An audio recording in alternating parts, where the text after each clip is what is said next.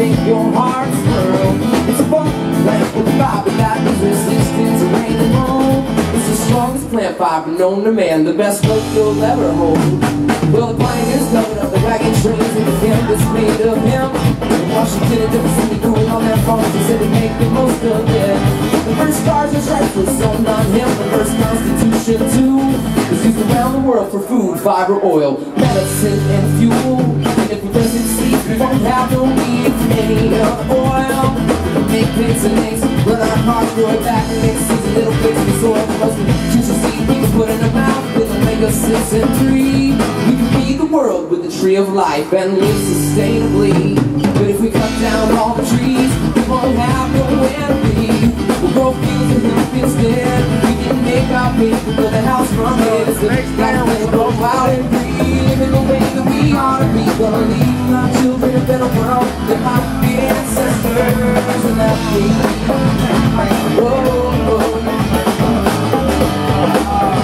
La la la la la la la la la la. Thank you for the dark.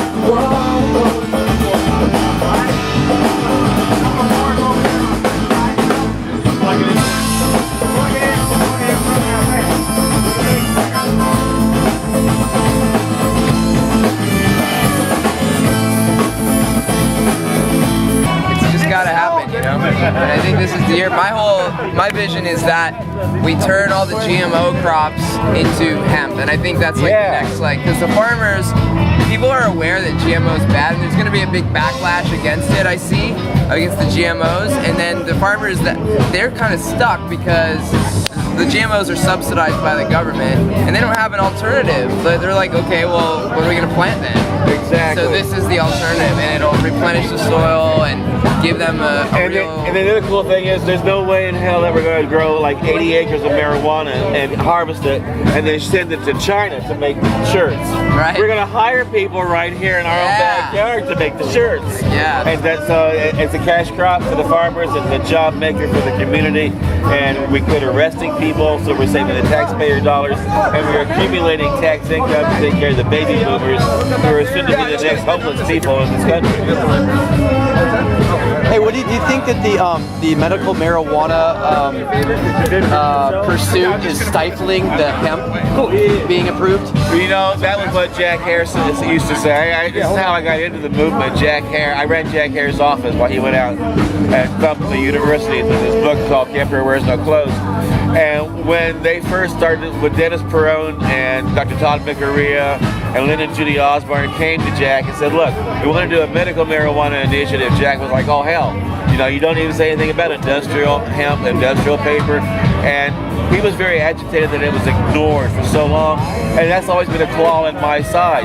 Now the one that's happening in Oregon is why I love it so much is that the Oregon Cash Initiative focuses, they've already got medical marijuana up there, so they're not so concerned about that. What they're concerned about is having a steady economy, jobs for the people that are now getting out of high school and college so they can start taking care of their own families.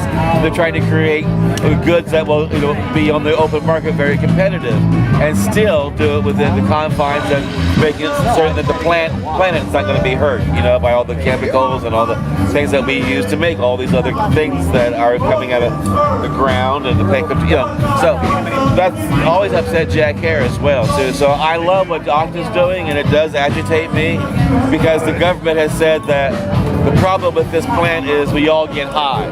The truth is that's only 1% of the importance of that plant. Right. The 99% of that's important is how good it is for your body when you eat it, how good it is for the soil when you grow it, how awesome it is for the environment when you use it for fuel, and a lot of jobs that you can make. And you're talking about money. And as long as you start following the money, you realize, here's why it's illegal. It's not because we get high, it's because it's a direct competition with JCPenney and Exxon and Mobil and all the wool industry and the paper industry. That's why we have it outlawed, and that's why his song rocks, because he sings that message. He doesn't just sing, let's get high, let's party. He also says, let's change the world, let's create jobs. Well, and also, what's interesting to me is that it's actually more legal to grow cannabis in most states now, and it's still illegal to grow pot. To grow hemp, I mean. Exactly. Like, oh, that's the reason we can't grow hemp. Then why can you grow that? Exactly. And that's why I love Canada, because Canada now underwrites the cost of growing hemp for the farmers, and they are also putting money into promoting the hemp products from their country. And if our country did that, you know, like right What's now. What's the difference? Why can't we emulate what Canada's doing? What exactly? How did it go south? It's the money. It's the money. But why isn't it the money in Canada? I don't know, because you know, even our own president has on his website as a way to.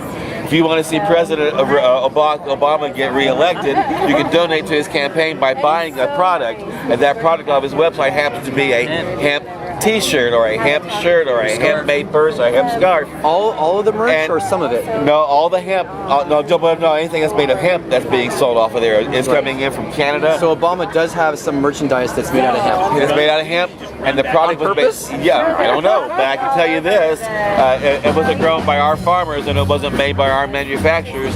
And if we could grow it in this country, we'd have a lot of happy farmers, and we'd have a lot of happy merchants. What about the girls in Glenwood Springs, Colorado? Aren't they eco-textiles? Aren't they manufacturing some of it? They are, and they're also doing it in 2 other states as well. But that's like 2 out of like a million. So. It is, and then there's all these regulations and hoops that they got to jump through, and for them to make a profit, to make a living, in order to hire more people, to be a growing company. Right. There's so much going against them because they're using that one plant that happens to be in direct competition to almost everything else that is produced on this planet. So are you optimistic? For Oregon, I am. And if it goes through Oregon, if they voted it for Oregon, then we got an industrial hemp farming community all set to jump into it. And it's been written in such a way that it will withstand a challenge in federal court, and it will withstand a challenge in international court. Because of all these international treaties, the United States went around and said, you must sign this in order for us to have trade with you. Now all these countries are going, well, look, we don't want to be part of that treaty anymore, but you've got to uphold it, and we wish you would break it. What's happening in Oregon can make that happen. We can break those treaties and do it in a way that is with face from our country, because we're doing it to have jobs, we're doing it to create good products, we're doing it to save the planet, we're doing it to do for a good economy. And so it makes sense now they can step back and go, aha, instead of going, oh, we were wrong about the drug war, we should have never done it. They can say, well, we've been enlightened. And we are low on resources, this is what we must now do. Because other countries have really had their belly full of it. Let me ask you this, like walking around today, I was kind of disappointed with like most of the merchandise being sold here, the vendors, like paraphernalia, I saw a bunch of young kids smoking herbs, like right out in public. Like, you think that puts this whole activism in a good light? Well, it doesn't do any more damage to it than if we were drinking liquor out in public. And also because it is under prohibition right now, there's not very many places where we can go and do it freely. Right. If we were able to do it more freely, it would be less of a ha-ha. Right now, all of a sudden, it being one burst spot, it would be an occasional, there's somebody in this book and enjoying this book. I agree that alcohol is like way worse. It makes people want to fight. So the violence isn't there. And there's people who say, well, how about, aren't you worried about them getting high and getting behind a steering wheel and driving? Well, I got news for you. People are doing that anyway, so that's not going to change. Right. And for those who are really concerned, if you check out the car driver reports past 2 decades, they've shown that people who smoke marijuana are better drivers than people who don't smoke marijuana at all. Interesting. They do miss their exits more often, but they're more safe as a driver. Right. They're not speeding. Yeah, I'm not concerned about that. Of course, I don't want the pilot of the airplane getting high and flying. Of course, sure. And I don't want somebody teaching my kids something out of their brains. But I don't really care if they're out raking my yard, or if they're cleaning my windows, or use common sense is what we say. Just like liquor, I don't want somebody getting drunk and flying an airplane or teaching my kids. But I don't care if they've had 2 shots of tequila and they're raking my yard. Is the yard getting raked? Hey, what's the name of your website again? Time for Hemp, with the number 4, TIME, the number 4, hemp.com. Cool, brother. Thank you so much. That was a lot of knowledge in just 10 minutes. Well, thank you. Thank you for listening. Yeah, I'm Casper. Yeah, thank you, Eric, for bringing him by, man. Yeah.